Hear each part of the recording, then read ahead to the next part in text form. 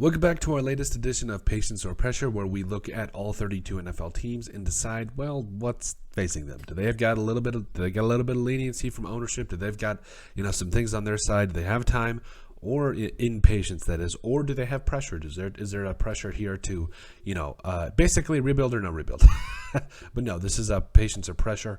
And I feel like the Houston Texans are one of those teams that when we talk about just where they've come, Davis Mills had arguably the best rookie season other than Mac Jones out of this last year's quarterback class. So I really like what I saw out of Davis Mills.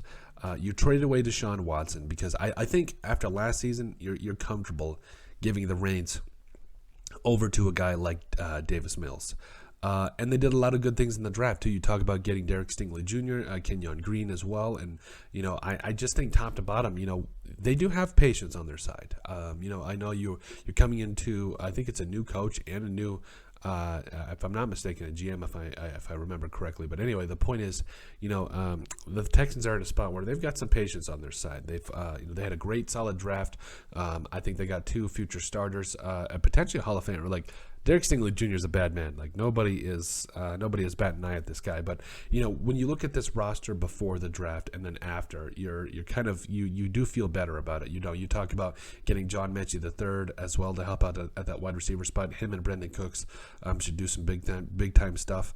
And I feel like also just on the defensive side of the football, I feel much better.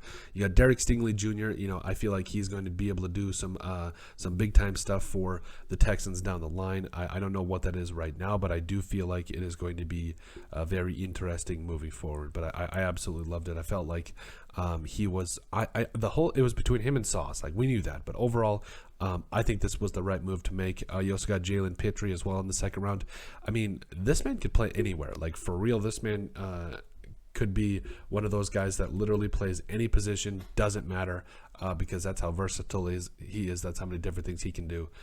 So yeah, I'm really excited about it. So Derek Stingley Jr., Kenyon Green, Jalen Pitre, John Mechie, Christian Harris at linebacker, Dameon Pierce at running back, like just top to bottom, a solid draft by the Texans. You got Davis Mills. I think here's the thing. Yes, you've got first round draft picks for the next 3 years. This team's in a rebuild. We know that. That's the low-hanging fruit here. But overall, I think if you continually have drafts like this and continually add 2 first-round draft picks, or even trade for somebody massive on the defensive side of the football, or maybe offensive, doesn't matter.